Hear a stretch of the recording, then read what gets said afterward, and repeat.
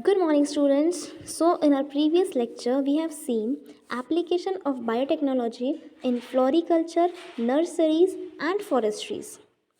In this topic application, we have seen different points were given, and in all those points, there were the advantages of tissue culture we have seen.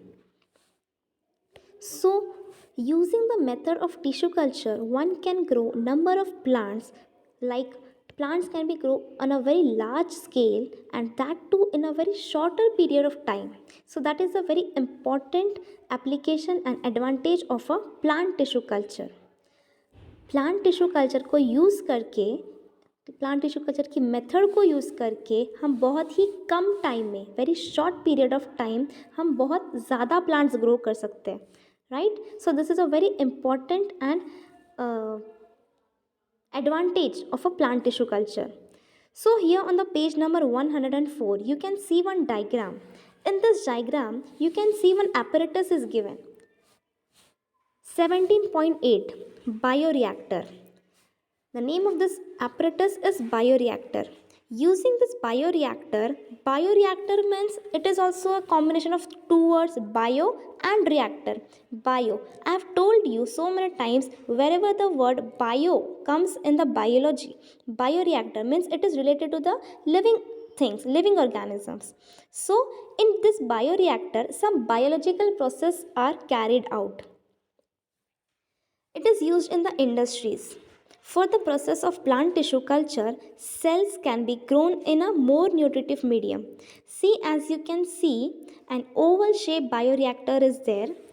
In that, cells are kept and those cells can be grown in a more nutritive medium and protected from pathogen. हम pathogen से protect कर सकते हैं उससे and we can grow some plants, flowering plants. Bioreactors are useful for producing plantlets on a very large scale. Okay, so like this we have seen so many applications. And after the application of biotechnology, the next topic is agritourism. हमारा next topic है agritourism. As this word is new to you, सबके लिए ये word new होगा. So here, if we will split this word, agri and tourism, अलग अलग अगर करेंगे तो here agri related to the agriculture and tourism. Tourism में क्या होता है, whenever you are going to any new place, you visit any new place outside your house, so that comes under tourism. आप घूमने के लिए जाते हो टूरिज्म में, you are staying somewhere, you are visiting any new place, so that is a tourism. So before starting this topic, there are some two questions given to you. So first question है, which other industries can be developed as an extension of plant nursery business? So here business का मतलब क्या होता है, business is that thing from which one person is selling something and after selling that the person is getting some money, right? The person is earning some money. So here the name of the business is given nursery business. So what happens in nursery business, लोग क्या करते हैं, people are taking care of the short plant, smaller plantlets. They are taking care of the smaller plantlets. Maybe those plantlets are of the flower plants or any fruit or vegetable plants. Okay, they take care of the plants and after sometimes they sell those plants, and by selling those plants the people get some money, they earn money from that business. Okay, so after that the second question is, to which places do people choose to go on vacation in order to relax when they are tired of crowds and a stressful life? Whenever you feel stressful, जब भी हम stressful, tired feel करते हैं, where we wish to go? We wish to go somewhere in nature, some natural places to get some fresh air, right? So these were the two questions. First one is related to the business and second one related to your vacation, where you want to go in the vacation. And what is the interrelationship between the two questions above? So the relationship between these two questions which is given above is the the answer is given in this topic, agri-tourism. As we have discussed, agri means related to agriculture, and tourism means a place where you will go and visit. Okay, so what happens in agri-tourism? Agri-tourism में some plants are grown. Okay, some plants, flowering plants and different fruit bearing plants or vegetable plants are grown on a place, and that place is made very attractive. बहुत attractive बनाया जाता है उसे, and after making it attractive, tourist comes there to visit that place. Okay, so that place, अगर कोई place में हमने बहुत ज़्यादा प्लांट्स ग्रो किए and that plants are very beautiful, so obviously that place will become a point of attraction. People will go there, visit there, right? So like this, what happens in agri-tourism? Let us see what is given. If sufficient land is available, the emerging field of agri-tourism would be a good business. कोई place है जहाँ पे हमने बहुत सारे plants grow किए, agricultural plants, flower bearing plants, different beautiful flower bearing plants, fruit plants, vegetable plants and plantlets of flowering, medicinal, ornamental, vegetable plant and fruit trees can be produced on a large scale by the tissue culture. And by growing some of the plants fully, a self-sufficient agri-tourism center can be developed. Now people will come to this place, and also they can purchase some plantlets from there. So here some examples are given. Some plants: mango, chiku, guava, coconut, custard apple and some other regional fruit trees.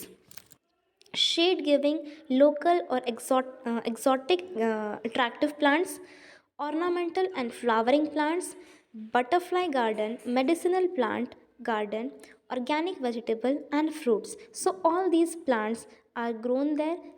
That place is made very attractive for the visitors. And now people visit places with such attraction in large numbers. Selling plantlets, seedlings, fruits, vegetable at such place can be a quite profitable. So understood? People are growing different kind of plant there, and their tourists are getting attracted towards that place. Tourists वहाँ पे आ रहे हैं, उस place को visit कर रहे हैं, and they are also purchasing some plants from there. If they are purchasing some plants from there, it will be profitable. So like this, people are getting profit from the agri-tourism. So agri-tourism is quite little bit similar like the nurseries. Like in nurseries, people sell some plants. In agri-tourism also, people are selling different plants. Okay, so after agri-tourism, the next topic is agro-complementary occupation. Here complementary means together, agro complementary means agriculture के साथ साथ और कौन से occupations हैं. Which are the occupations? Occupations means some activities from which people are getting earning money, they are doing some work. Okay, so here agro complementary means together with the agricultural work. So here in this agro complementary occupation, it is animal husbandry. So what happens in animal husbandry? Let us see what is given. Visit a modern cowshed nearby and record the following points. So modern cowshed means जहाँ पे बहुत सारे गाय, भैंस, cows and buffaloes are kept. Like in Hindi we say तबेला, right? हर किसी ने तबेला देखा होगा. So it is like a cowshed. So what you have to do, visit a modern cowshed nearby and record the following points. The number of cattle, how many cattle are there, cows, buffaloes, their variety, what are the varieties, if any cow is there, any buffalo is there, so there are different variety of cows and buffaloes. Total milk production, how many milk they produce. Cleanliness, okay, we have to observe the cleanliness, how much clean the place is, cleanliness in the cattle shed. Arrangements for health and care of cattle, how they have arranged their health care, okay, how they are caring for the health of the cattle. All these points you have to observe there whenever you will visit any cow shed nearby your house. Now let us see, in India, animal husbandry is practiced for milk production and for using the cattle as help in farming operation. So cattle are also used in agriculture, agricultural work में भी हम cattle को use करते हैं. So this is why this occupation is called as agro complementary.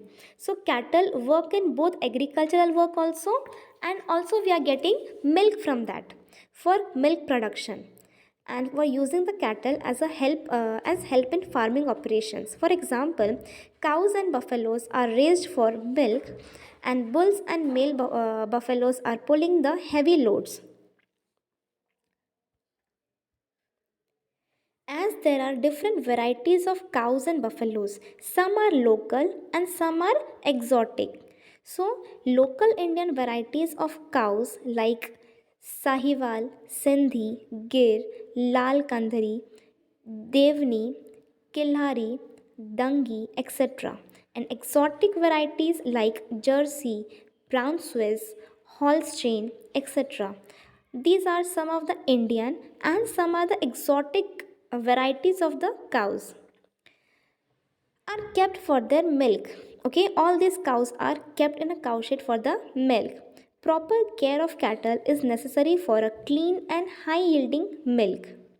So, to get a milk on a very large quantity, the proper care should be taken. If the proper care will be taken, then they will yield milk on a large scale. A balanced diet, that is, which includes all constituents of food, should be given to cattle. As we, as a human being, we need so many nutrients for to keep ourselves healthy, right? So to get now from them we want large milk on a large scale. So to get the milk on large scale, हमें उनसे milk चाहिए है, and that too on a large scale.